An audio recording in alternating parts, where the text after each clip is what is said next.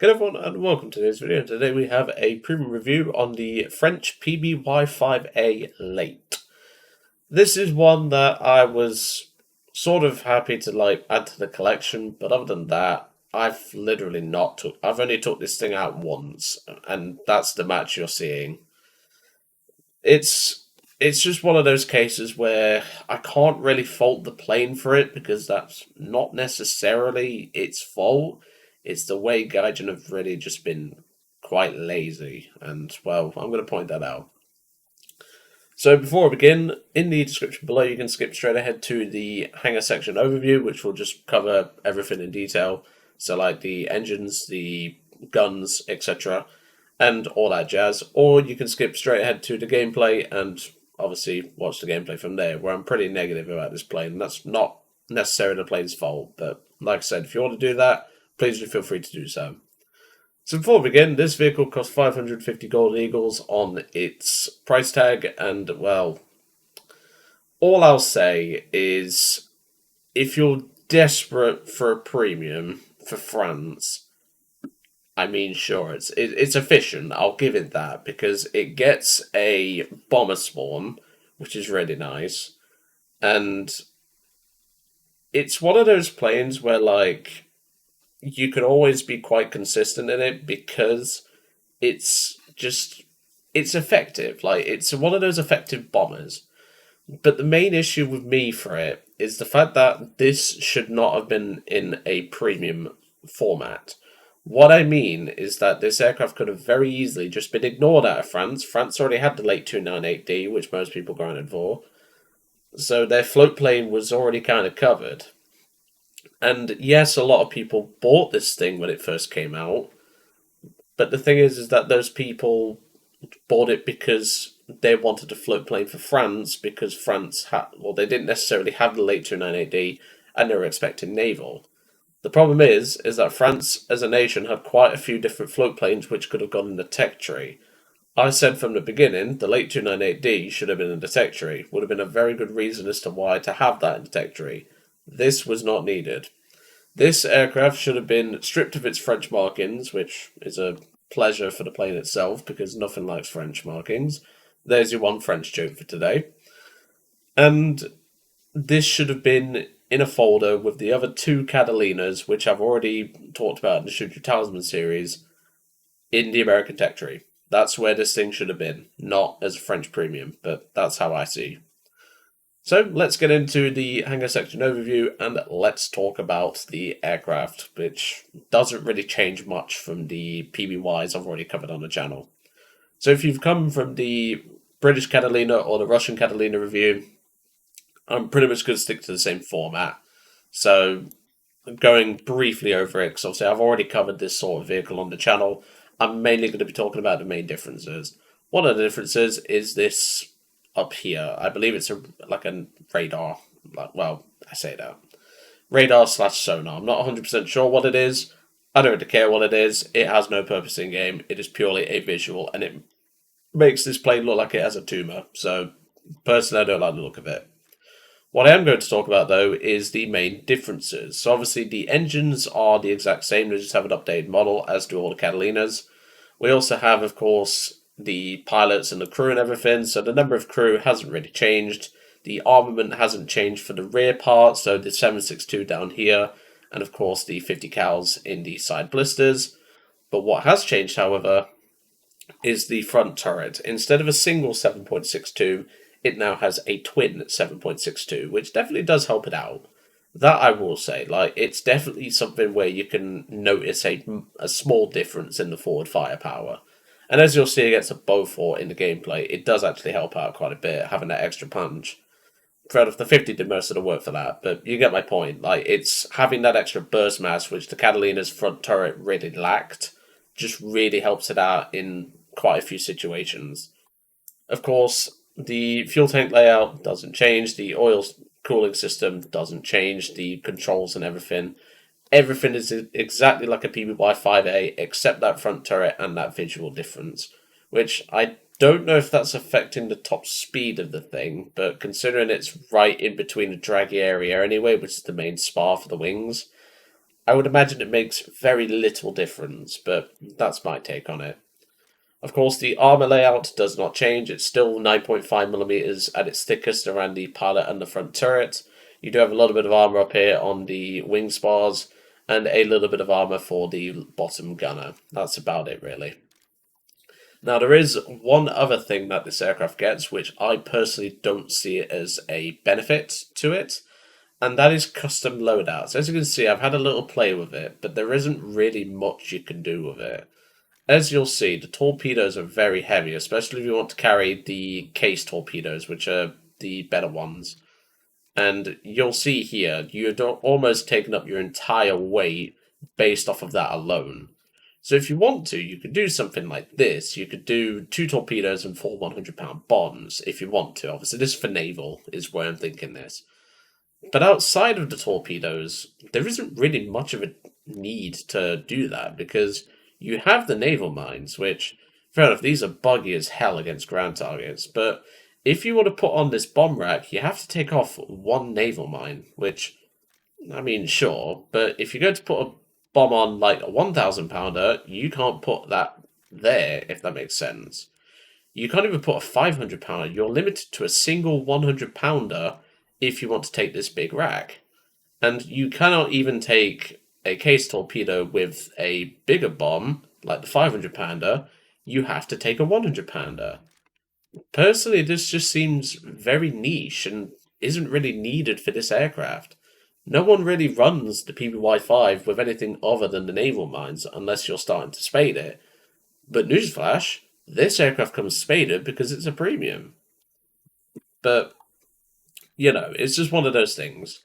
And of course, as I mentioned, nothing changes about the belts either. These are exactly the same. This is the 2 they should be running. You should be running Uni, it's got the most API, and you should be running Armoured because it's less sparky, is the best way I can describe it. But yeah, personally, I'll give this one a miss. It's another one of those where you have you have a singular better option in the tree, which is Palliers. This is a lot more consistent, a lot more fun, and is definitely a lot less, shall we say, it actually teaches you something, this does. This just teaches you how to press the spacebar like every other Catalina. But you'll see in the gameplay, I do go a bit aggressive, and it does work out for me, but it's down to the fact that this thing is just so big and bulky it can take the hits.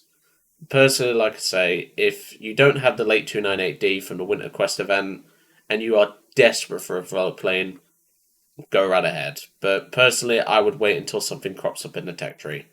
Without further ado, I'm going to head you over to the gameplay now. I really hope you enjoyed seeing the French PBY-5s and its, well, the 5A Late and its differences featured on the channel, and I will see you all on the next one.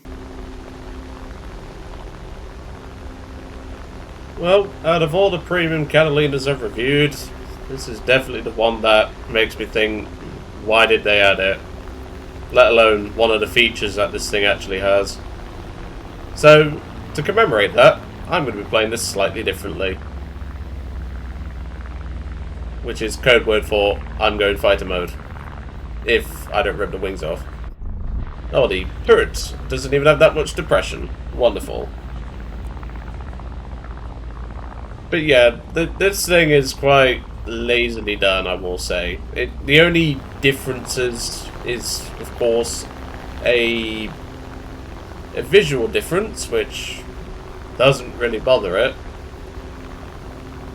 A slightly updated model, which again, doesn't really bother it. And yeah, that front turret, which, yeah, it's nice and all, but, you know. I can't say a twin 30 cal is top of my priority list on bombers these days.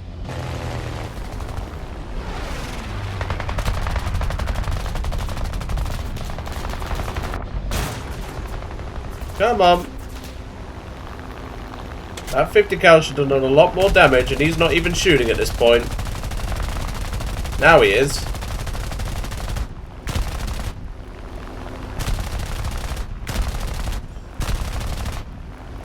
Jam one of my front 30s. That's it, because this bugger won't die.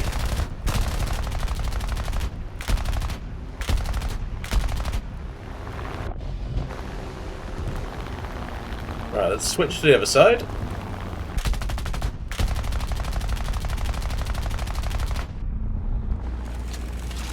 And let's lower the altitude a little bit. I think he's trying to run back to base, I'm not sure. Which is quite sad when you think about it. He's running away from a Catalina. Careful. Yeah, he's running back to his airfield. That's quite sad.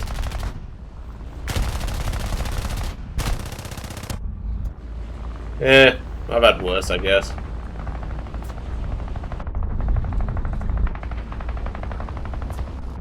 Alright. Ow. I think I'm being shot by the Fury now. Yeah, I am. This thing can take a beating. It's a Catalina. Tends to do that. I'll let him catch up with his Fury, and, well, we'll deal with him later. Like I said, I wouldn't normally be this aggressive, but it's because I must admit I'm bored of reviewing Catalinas. Like, I wish I was joking. It's the only Catalina I would make an exception for with that is the Black Cat Catalinas, which I don't think we're ever going to get those. Which is a shame, because I would love to own that. And we actually got him. Nice. Base destroyed. At least we actually got to do that. And now we can use our bombs and guns to finish up the match. Once we maneuver this thing around, of course, because being a Catalina, it doesn't like high-speed maneuvering. Like I said, I must admit, I am... Like, when I saw this thing on the dev server when it first came out, I was like, Gaijin, really? Another Catalina? Like, I've reviewed the British one, the Russian one. I've covered both Catalinas in the Shuju Talisman series. Like, there is no way they can constitute having... Oh, I was going to bomb that. Oh well. Like, there is no way they can constitute having another Catalina. Like, don't get me wrong, these things do their job very well. But that's all they really do. It's like, if you want a gunship and a Catalina, you can, but... Like, come on. I know these landmines are not... Like, they're quite buggy against ground targets. Yeah, there you can see, like, that was a 1,000-pound naval mine right next to an AA piece and didn't even kill it. It just proves how poorly done these landmines are. So it looks like we're just going to have to go AC 130 mode. Which, that's fine with me. Because having those that extra 30 in the front definitely makes a difference. Like I said again, I just dropped a 1,000-pound naval mine right on a SPG and it did nothing. So yeah, if you are going to do this sort of AC-130 role-playing, don't use the 1,000-pound naval mines, use the regular 1,000-pound bombs. Because they actually work on ground targets, that these do not. Which I don't get why, because they work perfectly fine on bases, but which, you know... It's just one of Gaijin's moments, I guess.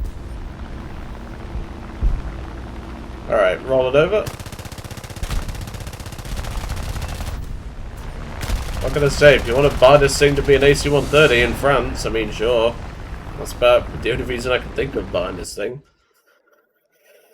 But yeah, if you really want this thing, I would personally wait till it comes up in war bonds, which it probably will at some point. But like I said with the other Catalinas, they tend to already have something that is just much more worthwhile, which the Russian Catalina is a bit more harder for that justification.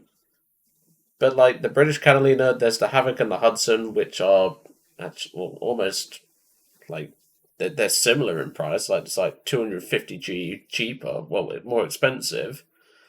But like me personally, as someone who enjoys float planes, I do like having this thing in my collection. But this should really have just been something not added.